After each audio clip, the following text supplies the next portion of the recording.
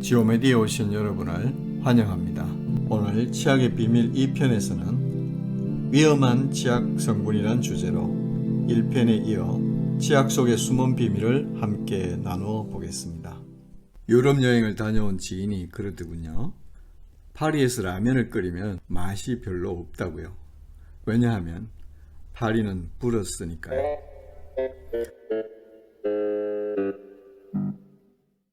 또 베를린에 가면 누가 주는 음료수를 주의하라고 하더군요. 왜냐하면 독일 수도여서랍니다. 네, 별로 안 웃긴다고요? 오늘의 주제 썸네일이 위험한 치약 성분, 치약이 독일 수도여서 혹시 이 영상을 보시고 너무 걱정하실까봐 가벼운 조크 한번 던져보았습니다. 이 영상을 통해서 치약의 문제점도 바로 알려드리겠지만 동시에 이 문제의 해결책도 같이 제시해 드릴 것이니 이 영상을 보시고 너무 염려하시지는 않으셔도 되겠습니다.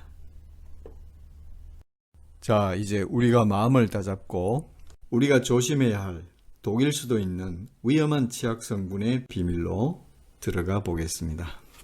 우리가 발딛고 살고 있는 이 지구 행성은 옷 폐수나 플라스틱, 방사능에 의한 수질 오염과 각종 화학물질이나 과다한 탄소 배출에 의한 대기 오염 속에서 그로 인한 최근의 폭우나 산불, 빙하의 해빙 및 격심한 기상이변을 함께 겪어가고 있습니다.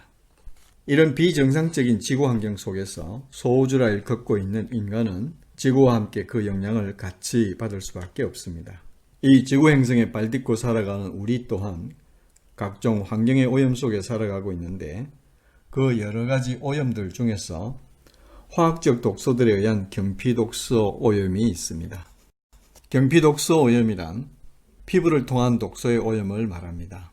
우리는 매일 하루를 시작하면서 욕실에서부터 비누나 샴푸, 린스, 바디 세정제 및 치약, 화장품 등으로부터 이 경피독소의 공격을 받고 있습니다.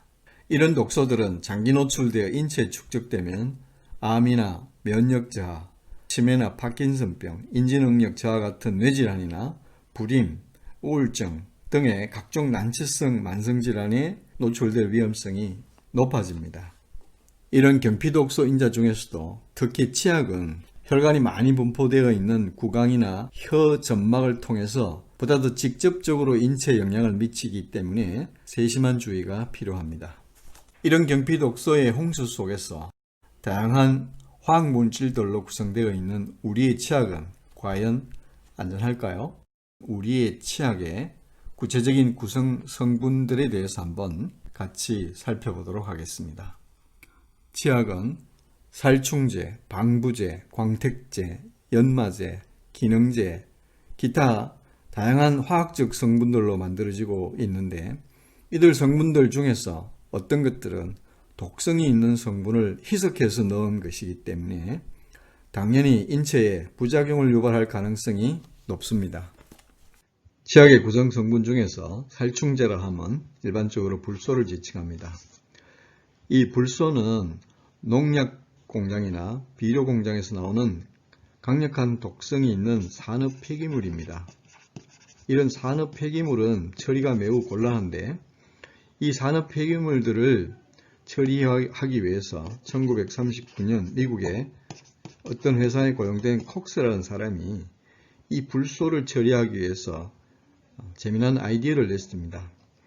강력한 독성이 있는 불소를 수돗물에 희석해서 넣으면 어린아이들의 중치가 예방될 수 있으니 이 불소를 중치 예방에 사용하자는 제안이었습니다. 많은 논란이 있었지만 결국은 20세기 중반 미국의 콜게이트사에서 이 불소를 치약에 넣어서 강력한 중치 예방 효과가 있다고 선전하면서 불소가 치약에 들어가는 길을 터놓았습니다. 물론 그 후에 많은 연구가 진행되면서 불소가 암을 유발하거나 면역을 저하시키고 기타 여러 가지 문제를 일으키는 독성 물질이라는 것이 밝혀지면서 지금은 이 불소 사용을 매우 조심하고 있는 입장입니다. 치약에는 방부제가 들어갑니다. 이 방부제는 치약이 썩지 않도록 보존하는 역할을 하는데 주로 파라벤 같은 성분들을 많이 사용합니다. 근데 이 방부제 성분 중에 파라벤은 간 섬유화를 일으켜서 간을 손상시키는 강력한 독성 물질이기 때문에 주의가 필요합니다. 그리고 치약에는 광택제가 들어갑니다. 치약에 들어가는 광택제는 치아 표면에 붙어 있는 이물질을 잘 세척하기 위한 목적으로 들어가는 계면활성제를 말하는데요. 이 계면활성제라 하면 경계면, 물과 기름의 경계면을 활성화시켜서 물과 기름이 잘 섞일 수 있도록 도와주는 퐁퐁과 같은 그런 세제에 들어가는 화학성분입니다. 소디움 라우릴 설페이트, SLS가 가장 대표적인 합성 계면 활성제인데요. 합성 계면 활성제들은 인체에 들어가면 세포의 지방과 만나서 지방을 약화시키기 때문에 문제를 일으킬 수 있습니다. 특히 구강 점막을 통해서 뇌로 들어간 치약의 계면 활성제는 뇌 세포의 약 60%가 지방으로 이루어져 있는데 그 지방세포를 약화시켜서 치매나 파킨슨병, 기억력 저하, 인지능력 저하 등의 뇌기능 장애를 유발할 수도 있기 때문에 매우 주의해야 될 성분입니다. 치약에는 또 연마제가 들어갑니다. 연마제라 하면 돌이나 모래를 미세하게 갈아서 치약에 넣은 것인데요. 이것은 치아의 미백 효과를 위해서 넣는 것입니다.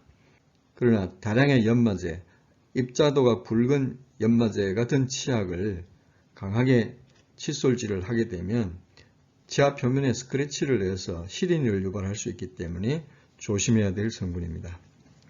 또 다른 치약의 중요한 성분 중 하나는 기능제입니다. 요즘은 치약들도 세분화되면서 이런 기능성들을 강조하고 있는데요.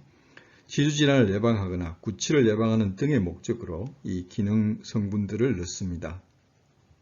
이 기능성 성분들 중에 시놀이라는 좋은 성분이 있는데 이 시놀은 이 자체로 강력한 항균, 항바이러스, 항염작용이 있어서 살충제로 불소나 방부제로 파라벤을 쓰지 않고도 염증을 예방할 수 있고 항균작용이 있으며 구취를 예방하고 따로 방부제를 넣지 않고도 치약이 잘 보존되는 매우 독특한 물질입니다.